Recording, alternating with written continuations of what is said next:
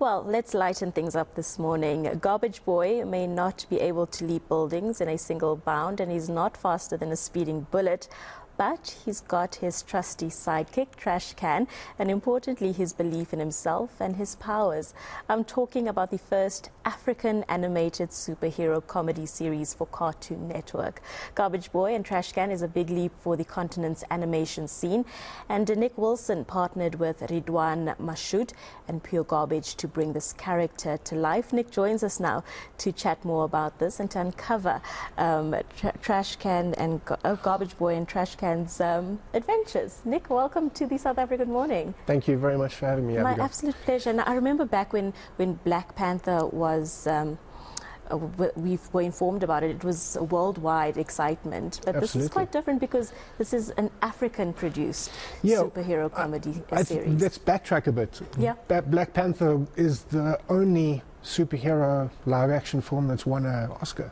And it was for the, if I'm not mistaken, the costumes, which were all inspired by African tribes. Amazing. So I think that was a big awakening globally to African-inspired characters. And the potential. Absolutely. And it was a blockbuster hit. It was huge. Globally. It was huge. So there was almost like there was a dark room and a light bulb was switched on, and suddenly, you know, the world took notice. We must also understand that there's approximately 150 million Africans in the diaspora. So that's probably the second biggest country outside of Africa, if we use that as a sort of a metaphor or a euphemism. So yeah, that was a light bulb moment. But jumping onto Garbage Boy and Trashcan, I think it's in the spirit of Black Panther. Certainly, it's a superhero. It's actually inspired by childhood experiences that Ridwan Moshood had. Ridwan Moshood is the creator behind the series. He's based in Lagos, Nigeria. And as a kid in secondary, primary, I think it was, he was the class monitor that was responsible for taking those class trash to the dumpster outside, and he was bullied by kids who called him Trash Boy. And out of that, at the age of 12 years old, he created this character, or these characters, as a coping mechanism. So out of that, they say in comedy, somebody's tragedy is someone's comedy. I think this is very much that scenario where Ridwan, as a young kid, found solace in creating a kind of alter ego of those experiences, and that's what came out of it. But it's funny. It's not meant to be sort of hard-hitting and sanguine. It's about, exploring the comedy of these situations, and it's a beautiful sort of, if you think of it in that context, that it's kind of anti-bullying, and it's placing strength into kids that find themselves in uncomfortable positions. I think that's beautiful about it. So let's expand on these two characters and sort of the creation and thought that went behind creating them. But also, I think another important point of discussion is parents are concerned about what their children are engaging with and what their kids are watching.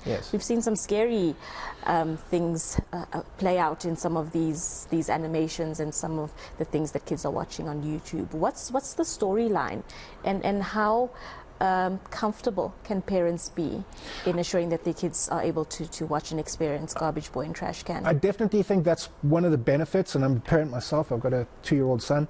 The benefits of traditional linear TV channels that have trusted editorial lines, that have curated content that doesn't overstep certain boundaries. I find on platforms such as YouTube, for instance, those parameters are sometimes a little bit lax, and there is reason to be concerned. And so that's why Cartoon Network as a brand has an identity, and it has standards that it upholds to globally. And I think parents can have comfort in that. But then as well, you know, in terms of the show, we've worked with some of the best in the industry globally. We teamed up with Boone Animation in New York, who are a collective of the top writers outside of the global sort of media companies. But they do work for those media companies. And they have 31 Emmy Awards collectively, numerous Oscar nominations. And they're, you know, the experts in creating stories that resonate with families. You know, we've got to emphasize that parents have to watch these cartoons as well. So it's about placing an emphasis on you know, the purity of the story that's been told. Yeah. And you know, we do tell jokes that maybe are a little bit lowbrow, but ultimately we try to keep it funny for, you know, family. I'm looking at some of the visuals, and they're very reminiscent of cartoons that I grew up watching, like Dexter's Lab, maybe Cow and Chicken. So it's nice to see that South African animation is also sort of in line and on par with what we've seen Cartoon Network produce before. Just let's talk about the evolution of animation in Africa and how important it's been. Can I just talk on that point about why it looks like those Garbage Boy and Trashcan is very much a homage to those 90s cartoons, which Ridwan grew up on, and I was in my teens, but those cartoons were my favorite. Yeah. And so as much as animation has advanced in terms of technology and techniques, we wanted to almost make it backward compatible to the 90s, you know. So there's a lot of work that went into treating the backgrounds and the outlines so that it, you know, was a homage to those. To those, yeah. Yeah. And then moving back to your question, there's been a lot of changes in the industry globally in terms of technology. It's, I mean, if you look at what's happening in AI, it's kind of scary. It's incredible, though. Yeah, it's incredible. It's incredibly scary. I don't know. Yeah. Well, I think for some people it's scary, and for some it's very exciting. Yeah. You know, it's a new tool for us to explore animation in, and that has a lot to do with, you know, the evolving technology around us. You know, there's far better hardware capabilities, software capabilities. So it's a rapidly evolving industry.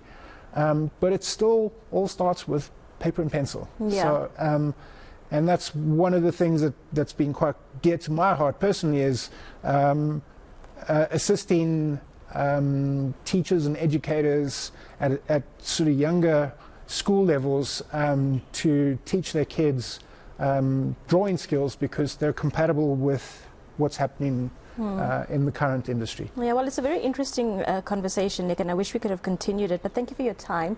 Pleasure. And thank you for sharing a little bit of the story around Garbage Boy and Trashcan, and this is Africa's first African animated superhero, so very exciting indeed. Thank you for your time. Pleasure, thank you.